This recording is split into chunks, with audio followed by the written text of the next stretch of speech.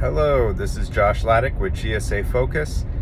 We are here on September 3rd, the year of 2021, and this is my weekly talking points, keeping you updated on everything that's going on in the GSA world. So, this week, the big mass mod dropped, refresh 8, I believe it is. Some big changes there. I covered some of them last week, and I will be covering those over the next few weeks. Big one is GSA's transition to VPP, Vendor Product Portal, over the letter of supply method, which isn't going away. There are now 2 methods. So that's a big one. Some new SINs, that's also big news. GSA is expanding their SINs, all that stuff. So what does that mean? That means there is a mass mod out there that needs to be taken care of. We do have a long time though.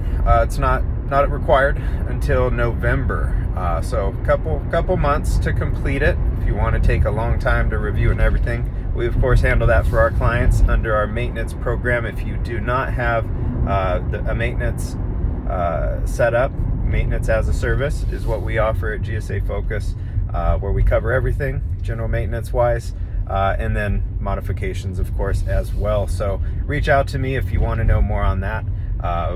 In those cases, we just handle this and get you the information you need to know. Let you focus on growing your business and not having to get down in the weeds in maintaining your GSA contract. So that's a good service that we offer, and I think it's pretty innovative the way that we do offer it. It makes it easy for you. But back to topic.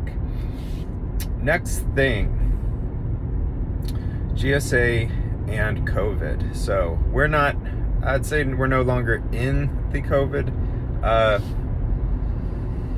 don't even know what to call it. The COVID world. We're in the post-COVID world, and the aftermath is having effects on GSA. 2 ways I'm noticing.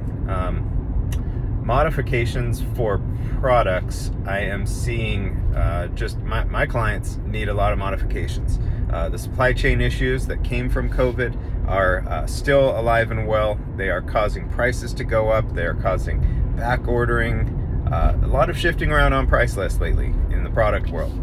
So hopefully you have a really good contracting officer, a very quick reviewer, because as all these changes happen, it's important to make those updates to your GSA price list.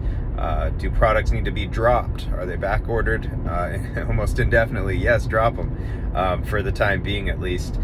Prices have gone up. The fluctuation is pretty crazy. So that's one issue there. The other issue is GSA just released this past year or so a very rigid rule outlining maximum thresholds that an annual increase can reach. And those are pretty, quite simply, products can increase 10% in a year, services can increase 5% in a year, and the GSA is very inflexible when it comes to that. They enforce it. I've talked candidly to a CO pretty recently, and he said the upper executive level of GSA has to sign off on this, and they do not like to sign off on it. In fact, they almost, I got the impression that the executive level punishes or holds some sort of weird grudge with COs that do bring that to them. They just don't want to deal with it.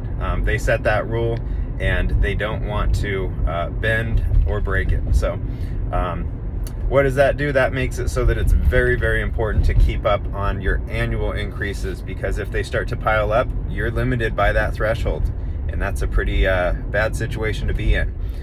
So that's the first one, products. Now let's talk about services and the post-COVID world. Services are more or less, I mentioned that threshold. If you increase your prices based on the EPA method, which is just as you see fit, or it's basically your GSA prices connect to your commercial price list, then we're not talking about too much of a change for you. In the event that your pricing is based on an annual escalation or a market index, things are kind of messy right now. The GSA uses an average to basically set the limit on both of those. primarily the annual escalation. And if your annual escalation fluctuated a lot in kind of a crazy way this year, for a lot of companies it did, because the labor market, just like the supply chain, has been pretty crazy. It's hard to find good people anymore, and when you do, the pricing, their hourly rates have gone up a lot.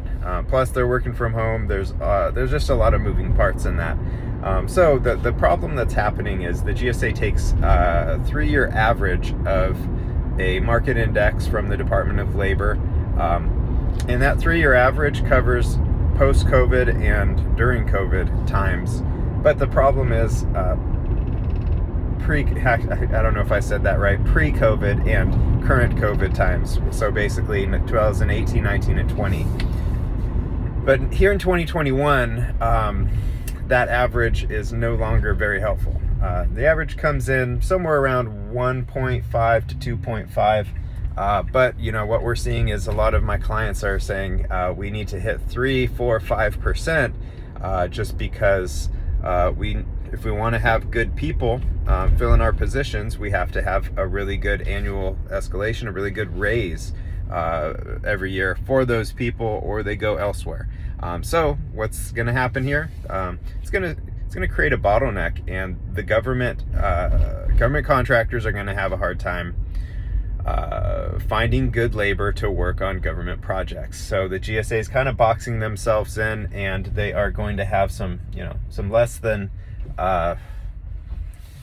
qualified people working on their projects. We're going to see projects, government projects are not going to be as efficient, or they're not going to be, they're just not going to get the level of service and labor and everything that commercial projects are going to get, just because of this.